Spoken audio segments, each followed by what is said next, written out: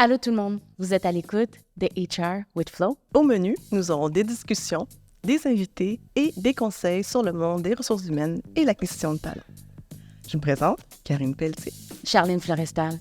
Bonne écoute!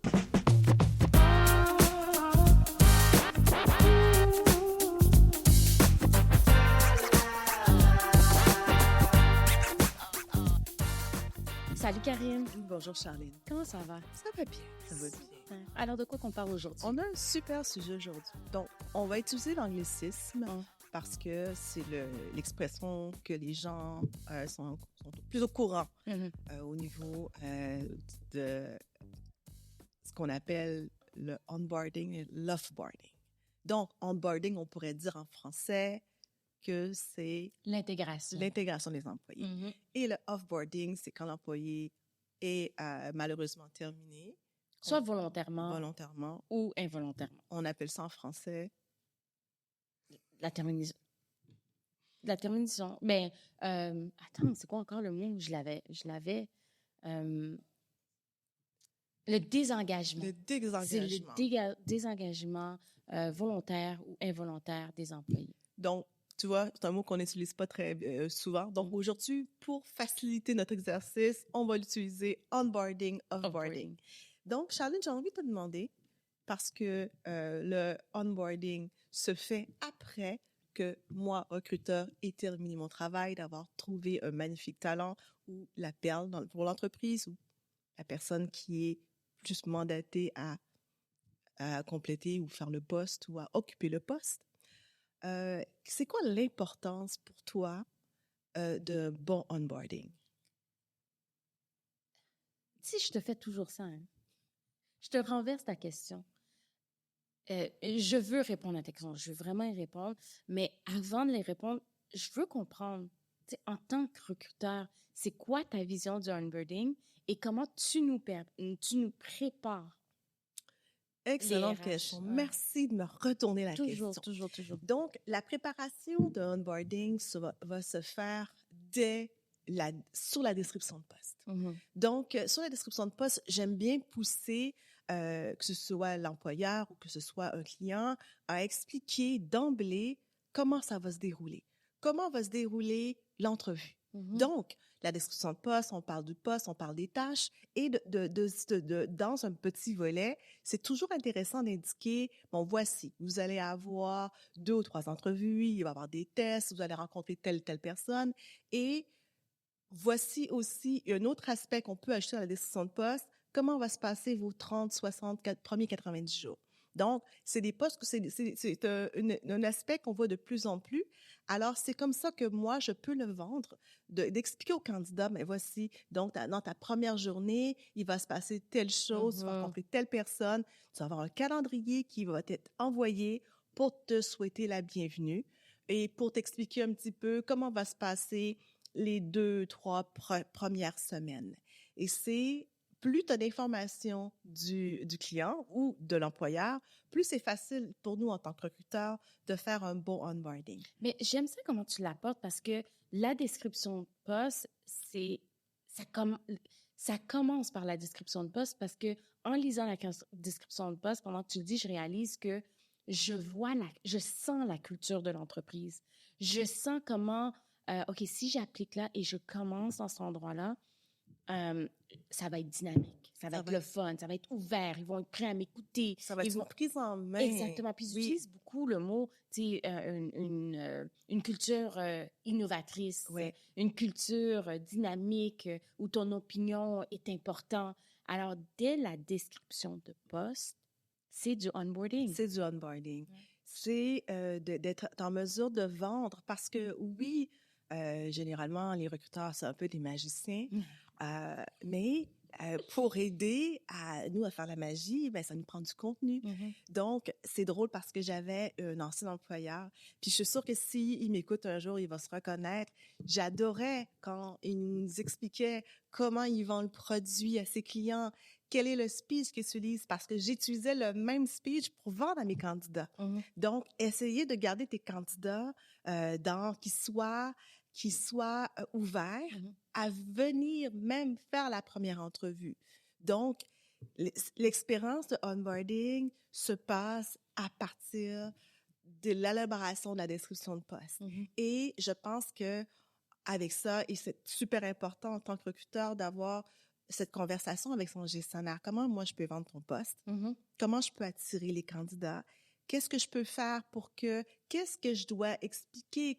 Quelle histoire que je dois, comment je pourrais dire, vendre aux candidats? Mm-hmm. Donc, maintenant que je t'ai répondu, alors tu peux me répondre à l'onboarding, après que j'ai trouvé le talent, la perle, qu'est-ce qui se passe après que j'ai tout vendu aux candidats, comment on allait procéder, comment les 2, 3, 4 premières semaines allaient se dérouler.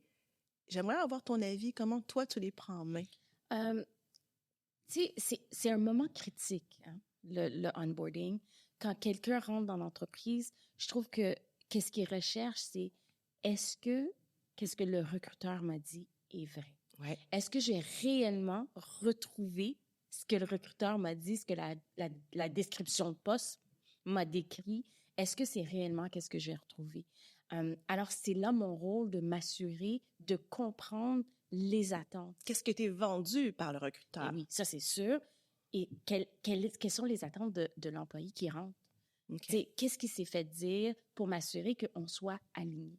Bon, est-ce que, parce que malheureusement, c'est déjà arrivé, puis je pense que tu as dû aussi dans ta carrière, des candidats qu'on recrute, qui ont passé 3 ou 4 entrevues, qui ont eu la chance de passer, d'avoir des gestionnaires, de rencontrer, de discuter de la culture de l'entreprise, de passer des tests, et même certains de visiter des locaux, de visiter, d'avoir la chance de rencontrer leurs futurs collègues, et de s'apercevoir qu'à la première journée de travail, ben c'est pas du tout ce qu'on leur a vendu, et que les candidats décident, ils s'en vont luncher le midi, puis l'après-midi on les revoit plus. On ne revoit plus.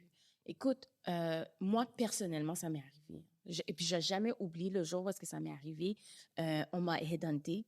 On est venu me chercher. J'avais une job, j'aimais bien ma job. On m'a décrit le poste. J'avais pas encore le pied en dedans dans les ressources humaines.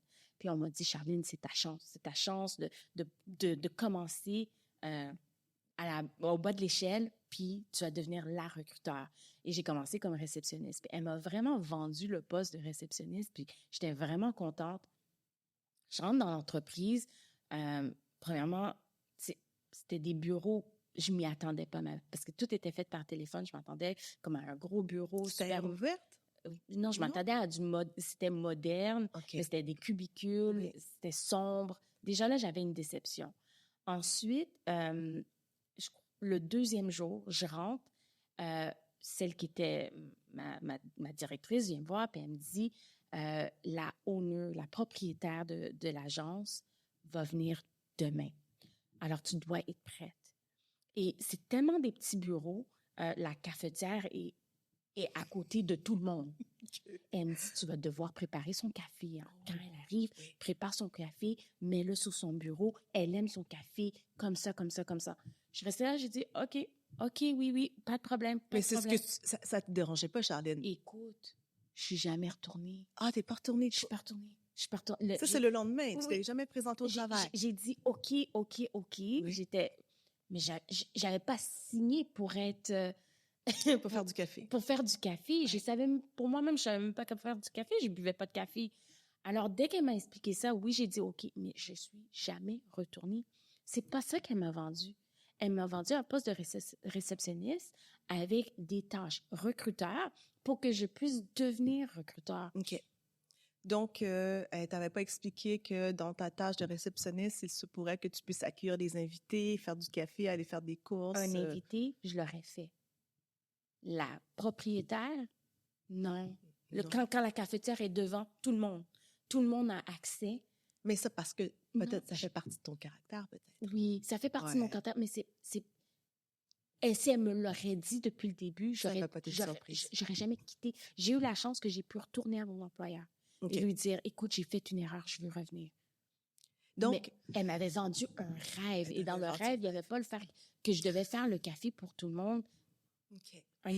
Est-ce que ça aurait passé? Finalement, si elle avait été plus transparente, ça aurait passé. Est-ce que tu as eu d'autres surprises ou juste le fait de dire qu'il fallait que tu fasses une tâche qui n'était pas nécessairement, on va dire, sur la description de tâche, est-ce que tu aurais pu faire autre chose qui n'était pas sur la description de tâche?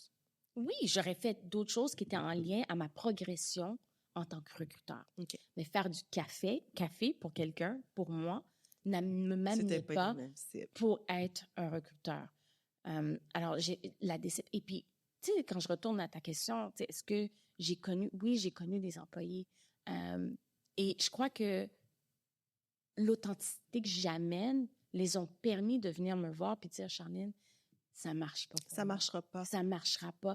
Et des fois, oui, c'est peut-être moi qui a vendu un rêve, mais des fois, c'est eux qui ont juste pensé au nom de l'entreprise, qu'est-ce que ça pourrait leur amener. Et eux-mêmes se sont créés des scénarios, ils rentrent dans la réalité, puis c'est pas tout à fait. C'est pas pour moi. Et c'est pas nécessairement un mauvais onboarding, ce que j'ai connu, des mauvais onboarding, mais c'est pas nécessairement un mauvais onboarding, c'est que une fois dans l'entreprise, ils sont comme non, à long terme, c'est pas qu'est-ce que je recherche. Ou ils peuvent partir après 1 mois ou 2 parce qu'ils ont trouvé quelque chose d'autre qui leur ressemble. Qui leur représente. Ouais, exactement. Moi, ça m'est arrivé, Charline. Je pense que je t'ai jamais raconté l'histoire. Quand je suis revenue au Canada, parce que j'ai vécu en Europe pendant quelques années, j'avais été approchée par une firme. Et puis, moi, j'avais encore le souvenir d'avoir, avant mon départ, d'avoir travaillé pour une très belle organisation et puis d'avoir eu cette culture d'entreprise qui était très conventionnelle et qu'on était très à l'avance. Et puis, on était quand même une boîte qui était à l'extérieur mondialement dans plein de pays. Alors, j'ai joint un autre groupe qui était aussi mondialement dans plein de pays, mais avec une culture différente. Alors, l'erreur de l'entreprise, c'est d'avoir traîné pour me faire signer leur contrat de travail. Ouais. Donc, je me suis présentée à la première journée le lundi sans contrat de travail.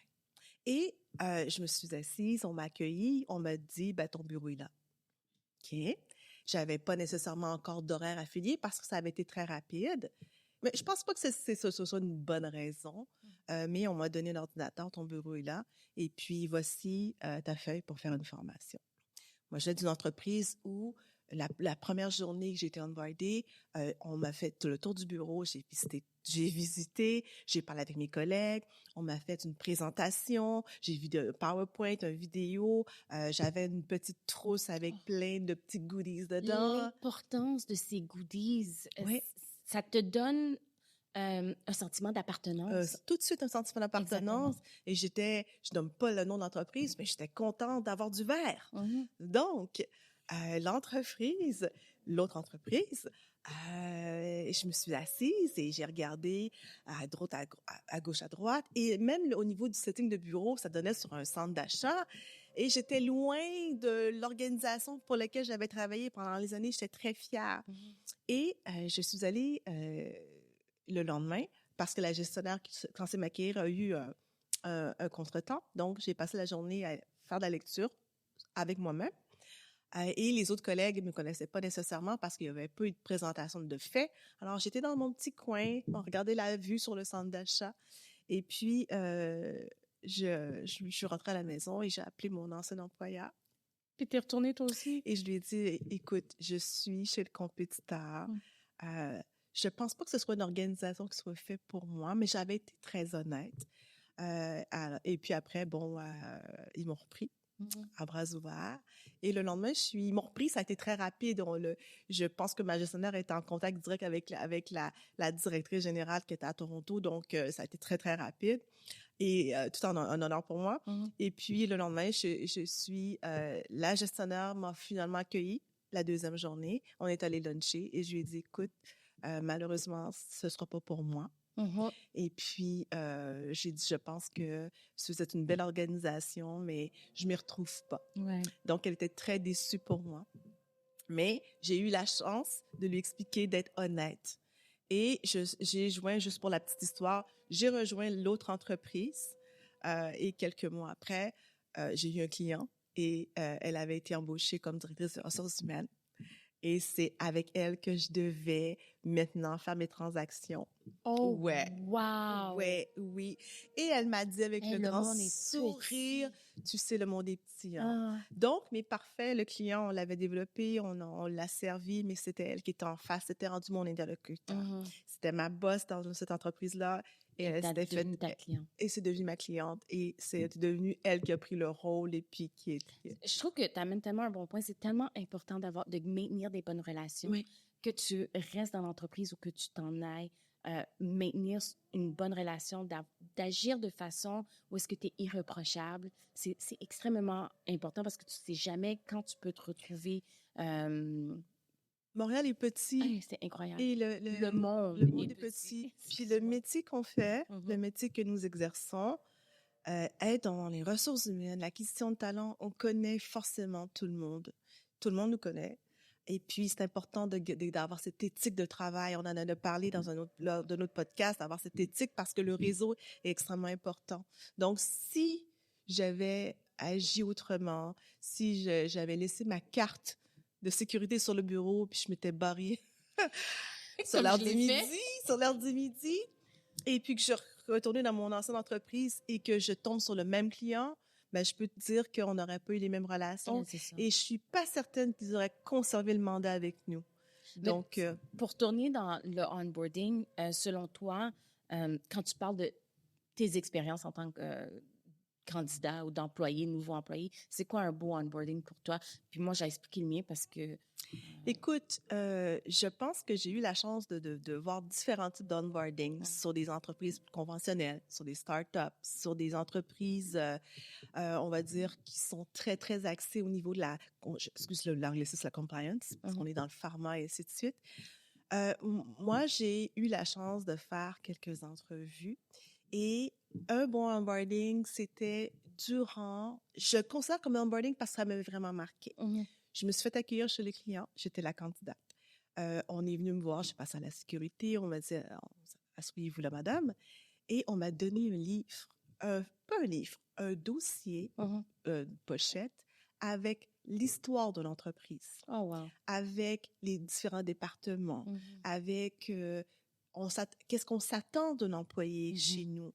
Donc, je ne nomme pas l'employé, mais c'est une belle entreprise. Je ne nomme pas l'entreprise, mais c'est une très, très belle entreprise québécoise. Et au lieu de lire le magazine, je ne vais pas en nommer, là, mais quelconque, j'ai lu le magazine, l'information de l'entreprise. Donc, quand le gestionnaire ou le directeur ou la personne vient te chercher pour ton entrevue, ça casse la glace et on a pris l'ascenseur, on a discuté de ce que j'ai lu et c'était hyper intéressant et pertinent. Donc, ça, pour moi, c'est une belle approche d'une expérience candidat. Donc, un bon onboarding, c'est une belle expérience candidat. Et après, bon, c'est toujours cette préparation où tu te sens entendu. Exact. Même durant la pandémie, j'ai joint une organisation, j'ai reçu ma boîte par Uber. Uber. À l'époque, il y avait presque plus de... Donc, je reçois ma boîte, je la ouvre, une tasse, un truc, tout ça. J'étais tellement excitée. Et puis, tu fais comme tout le monde. Tu reçois tes choses, tu le mets sur ton bureau, tu prends la photo, tu mets sur LinkedIn, j'ai joint cette organisation. Ça, c'est un bon onboarding. Avoir ce sentiment d'appartenance, même si tu travailles de façon en télétravail, tu es remote. Ouais. Donc, ça, c'est un bel exemple d'un bon onboarding d'organisation. Puis après, ben, c'est l'accueil. Tout est dans l'accueil. Tout est dans... je pense que la première semaine, elle est critique. Donc, la première semaine est critique. Donc, dans toutes les organisations, le calendrier, comme je disais tout à l'heure, est en mesure de faire des tâches, que la personne parle au plus de monde possible. Un autre exemple de beau onboarding. Parler à plus de monde possible. Ouais. Donc, les cafés, on avait des cafés virtuels. Donc, café virtuel de 30 minutes, tu parles avec quelqu'un de ton organisation, pas forcément de ton groupe, pas forcément de travail. Exact. On se présente, on a des points communs, des hobbies communs. Tu viens d'où, t'habites où, on fait quoi, qu'est-ce qu'on mange. Donc, casser la glace. Casser la glace et le plus possible à l'extérieur de son équipe. Ça, c'est une belle idée d'onboarding aussi. Puis après, bon, ben, tu as tous les petits barbecues, les petits 5 à 7, les petits potlucks ou juste un café dans la cuisine. Donc, le café virtuel est aussi un bel exemple de bon onboarding. Ouais, je suis d'accord avec toi sur beaucoup de points. Moi, quand je regarde le onboarding de mon côté, parce que j'en ai vécu des super bons comme j'en ai vécu un peu des déceptions. plus désagréable. Oui, j'ai eu des déceptions. Mais quand je rentre dans une entreprise, je veux sentir la préparation. Ouais. Je veux sentir que les gens sont au courant que je rentre dans l'entreprise, que les gens sont au courant que je suis nouvelle. Oui. Alors, la préparation, je trouve que c'est important qu'elle soit ressentie. Comme toi, j'ai besoin de ce sentiment d'appartenance dès le début. Alors, de voir mon nom dans des courriels, Welcome Charline, Oui. bienvenue Charline à l'entreprise, Oui. de voir n'importe quoi qui est personnalisé et d'avoir cette conscience que c'est beaucoup. C'est beaucoup. C'est beaucoup dans une journée de rencontrer tout ce monde-là. Alors, dans la fin de la journée, d'avoir ce one-on-one avec ma gestionnaire qui me demande Puis, comment vas? ça s'est passé. Oui. Où est-ce que tu peux te relâcher et puis dire, écoute, c'était beaucoup. C'était beaucoup, mais j'ai aimé. Tu sais, de vraiment être capable de parler de ton ressenti et d'avoir un plan, de me préparer à voir ma semaine et des attentes pour cette semaine. C'est avoir ta semaine, mais une des frustrations, c'est d'ouvrir ton Outlook ou ton Google Meet ou ton je me souviens plus de l'autre mot, bref, ton courriel, et de voir qu'on s'est organisé, que tu as les accès de ton Calendly, tu as les accès de ci, tu as les accès de ton HRS, de ton ATS, puis tu vois, les accès ont été envoyés, là, 4, 5, 6 jours, ils t'attendaient. Ils étaient préparés. De voir que tu as 10 courriels qui sont adressés parce qu'on a fait l'exercice, qu'on t'est pas en train d'être sur la ligne. Avec TI pour que tu te débrouilles, t'organises. Je suis nouvelle, puis là, ça marche pas. On t'a organisé. Ouais. C'est ça qui est hyper important. Puis des fois, on l'oublie. Mm-hmm. On l'oublie. Donc, on oublie qu'on est comme un peu vulnérable la première semaine. Donc, c'est pour ça que c'est important comme tu dis, de ta gestionnaire, d'avoir un one-on-one, puis de voir que ton calendrier est rempli de rencontres. Tu as le temps de travailler aussi, bien sûr, mais que tu n'es pas laissé à toi-même. Puis ça me fait penser, tu sais, on le voit souvent sur Internet, le red flag. Moi, je trouve que c'est des red flags. Ouais. Si je vois que je rentre, puis c'est moi-même qui dois commencer à trouver comment avoir accès à certains outils, pour moi, ça me fait peur. Dans les premières semaines, ça me fait peur. Alors, tu sais, je dis à tout le monde, soyez attentifs à ces red flags-là, pas pour quitter, mais pour voir comment tu vas naviguer tout au long de ta carrière dans cette entreprise. Avant qu'on te l'ait dit à l'entrevue. Bon, là, tu es pas mal la seule. Il va falloir que si ça va être à toi de développer un outil, à moins qu'on t'ait préparé. Exact. Puis là, tu sais que tu vas faire la job de débroussaillage. Si tu es au courant, je pense qu'il n'y a pas de problème. Maintenant, Charline, on a parlé de la beauté du onboarding. On peut-tu parler du offboarding? Le offboarding, pour moi, est aussi essentiel parce que on parle du branding de l'entreprise. Ouais. C'est fort dans le on va dire l'entrevue. C'est pas beaucoup de monde met d'importance à l'entrevue de départ. Et moi, je trouve que c'est essentiel. Pourquoi? Parce que ça va permettre à la personne des RH qui le fait de diriger ce que l'employé qui se fait laisser aller, qui décide de partir, ça le dirige à qu'est-ce qu'il va dire de toi quand il va quitter. Sauf que, est-ce que tu penses un peu que c'est parce que malheureusement, j'ai plusieurs organisations qui trouvent que c'est pas nécessairement nécessaire. Ils n'ont pas envie d'entendre les frustrations de la personne qui quitte. De toute manière, elle quitte. Donc, est-ce que pour toi, c'est juste un employé qui se défoule ou ça peut être une place, un moment où on peut apprendre, s'améliorer en tant qu'employeur? Ben, tu as donné la réponse. Pour moi, l'entreprise qui ne fait pas de offboarding a un gros manquement. C'est demander c'est du feedback. Quelle était ton expérience en tant qu'employé? Oui, même si qu'il y a un moment où est-ce que tu sens que la personne est frustrée et t'exprimes cette frustration. Dans cette frustration, tu vas retrouver des éléments qui te permettent de t'améliorer. Et c'est nécessaire pour l'entreprise. Puis je t'en ai parlé. pour moi, non seulement c'est important de faire le offboarding, mais je crois aussi que ça devrait être fait par une compagnie externe. Ouais, ça, je trouve que c'est une excellente idée. Pour qu'on puisse éliminer tout billet, non seulement éliminer des billets, mais devenir, je cherche le mot, accountable, Ouais. redevable. Ouais. On va être redevable parce qu'on a payé une compagnie externe pour pouvoir faire ces processus-là pour nous, alors on doit prendre action. Tu sais, beaucoup, et j'en ai dans mes amis aussi, puis ils vont sûrement se reconnaître, j'espère que oui, disent de toute manière, ça me donne rien de faire un exit interview, ils sont pas ouverts à ce que j'ai à dire, ça les intéresse pas. Donc, malheureusement, beaucoup de candidats ratent la chance. Et c'est ton droit de faire une entrevue de départ. Oui. Et si on te le propose pas, c'est ton droit de le demander. Moi, j'aimerais partager mon expérience que j'ai vécue. Ça peut être 25 minutes de chiolage, là, mais sauf que peut-être que dans le chiolage, peut-être qu'il y a des éléments sur lesquels, comme tu dis, l'entreprise vont pouvoir se dire, on va se poser, on va regarder comment on peut améliorer nos processus ou la manière de faire. Mais pour moi, c'est extrêmement important que ça soit fait. Comme on embauche quelqu'un, on fait une entrevue, la personne quitte, on devrait aussi en faire une entrevue. Et tu peux voir que c'est un sujet que je tiens à cœur. Tu sais, moi, je pense à une expérience que j'ai eue qui n'est pas nécessairement du offboarding, mais qui amène le négatif à du positif. Je me souviens, quand j'étais recruteur, il y avait un candidat qui a appliqué pour un poste et je l'ai refusé pour le poste.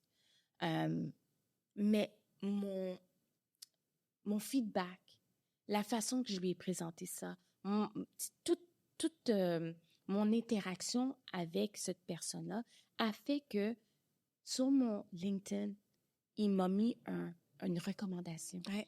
Et il m'a dit comment son expérience avec moi était extraordinaire. Ouais. Alors, je crois que c'est notre devoir en tant qu'employeur malgré que la personne a quitté, malgré que la personne a eu une mauvaise expérience, ou souvent, il y a des gens qui partent et ils ont eu une très belle expérience, puis vont nous parler de les forces de l'entreprise, mais quand c'est une mauvaise expérience, de pouvoir avoir cette discussion-là avec cette personne, puis de l'amener à, une fois qu'il quitte, quand quelqu'un va lui dire, puis il va partir de l'entreprise, puis il va dire, « Hey, j'ai travaillé pour un ami va venir le voir, j'ai appliqué pour telle compagnie, je sais que tu as travaillé là, qu'est-ce que tu en penses? » Écoute, j'ai pas eu une bonne expérience, mais tu sais quoi, ils m'ont écouté. Ils t'ont écouté, c'est exactement. Et là, ce qui est très important, ce qu'on va dire, ce que tu dis, parce que si une entreprise fait une entrevue de départ, les gens vont être moins frustrés. Ils vont être moins frustrés d'aller mettre des commentaires sur Glassdoor. Glassdoor. Ouais. Charlène, tu savais que sur Glassdoor, tu pouvais, en tant qu'entreprise, retirer des commentaires? Je savais pas ça. Ouais.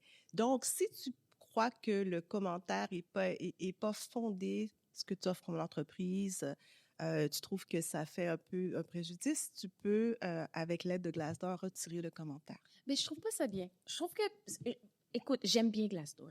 Je trouve que c'est une plateforme qui est très importante. Elle est importante pourquoi? Parce que je crois qu'on a déjà parlé de ça. Si on n'a pas parlé, j'en parle. C'est le fait qu'on doit devenir sélectif des entreprises dans lesquelles on applique. Il faut arrêter de chercher des jobs, mais trouver une carrière. C'est ça. Alors, tu dois faire tes recherches sur l'entreprise et voir, tu sais quoi, j'ai regardé Glassdoor, j'aime pas trop qu'est-ce qu'il dit sur cette entreprise-là. C'est pas qu'elle est mauvaise, mais moi, je décide que ça serait pas bien pour moi d'appliquer là. Oui. Alors, c'est là le positif que je vois de Glassdoor. Glassdoor est positif. Tu peux aller sur un site qui s'appelle aussi Blind. Donc, ça va être plutôt des conversations d'employés dans une entreprise. C'est à titre confidentiel qui nous donne un petit peu le mouvement de savoir un petit peu qu'est-ce qui se passe, un peu comment va l'entreprise avec les changements. Donc, ça, c'est probablement intéressant. Mais oui, tu as raison. Il faut être en mesure d'aller voir, chercher des commentaires. Comme on va acheter une paire de skis ou s'acheter une paire de baskets, puis on va regarder les commentaires, les reviews. Ouais. Ça va être la même chose aussi. Et l'employeur ne devrait pas retirer ces commentaires-là, mais faire face à ce qu'on dit. Oui, expliquer, commenter, je ne sais pas, mais faire face à ce que les gens disent de eux, puis voir comment ils peuvent s'ajuster et voir comment ils peuvent ajuster leur branding. C'est sûr que tu vas en avoir qui vont mentir, qui vont Oui. ne rajouter un peu de piment, c'est certain. Mais en même temps, les retirer, je trouve que ça retire toute la raison d'être de... Puis si les employeurs qui veulent pas faire d'entrevue de départ, mais qu'ils envoient un sondage. Oui. Donc, sondage, et puis le candidat, s'il le veut, peut, dans le confort de son foyer, sans pression, répondre. Tu m'amènes à un sujet, Ouais. et vraiment, on n'a jamais parlé de ce sujet-là, mais je veux l'amener. Écoute, depuis quelque temps, quand je fais une entrevue, je reçois un sondage me demandant comment était mon processus d'entrevue. Oui. Et je ne vais pas te mentir, ça me frustre. Ça me frustre parce que j'ai même pas terminé, j'ai même pas reçu la lettre de rejet ou d'acceptation à la prochaine étape de l'entrevue, puis on me demande déjà d'expliquer. Ouais. Peut-être que le lien qu'il envoie est trop tôt. Ouais, donc, il devrait peut-être faire une petite sélection, peut-être 1 semaine ou 2 semaines après l'entrevue. Mais qu'est-ce que t'en penses, toi? Ben, ça me fait penser à quand tu vas manger au restaurant puis tu as réservé avec Rizzy et puis que le lendemain, tu reçois comment était votre repas au restaurant. Ça me fait penser ça. C'est bien de vouloir avoir des sujets, des sondages de satisfaction, mais il faut donner le temps. Oui. Le processus n'est peut-être même pas terminé. Et donc, peut-être tu es à la première étape du processus. Donc, c'est juste de faire attention un peu, de voir un peu, de le mettre un peu plus tard dans le calendrier. Mais, tu sais, ça reste un peu, comment je pourrais dire, je veux pas me faire attaquer, mais ça reste, non, pas assez humain. Oui, je comprends. Pas assez. Très, on fait du data, on analyse. Exact. Donc, une touche humaine, c'est toujours intéressant. C'est pour ça que les ressources humaines, donc, essayer de se différencier. Et peut-être que cette communication peut arriver avec un courriel plutôt adressé qu'un sondage. Donc, Karine, je veux vraiment te remercier. Je trouve que, j'ai aimé notre conversation. J'ai hâte à la prochaine. Merci beaucoup, Charline. Et puis, si vous avez des questions, n'hésitez pas à nous rejoindre. Envoyez-nous des questions. On va faire le plus possible de vous répondre le plus rapidement possible. Ça va nous faire plaisir. Ben oui.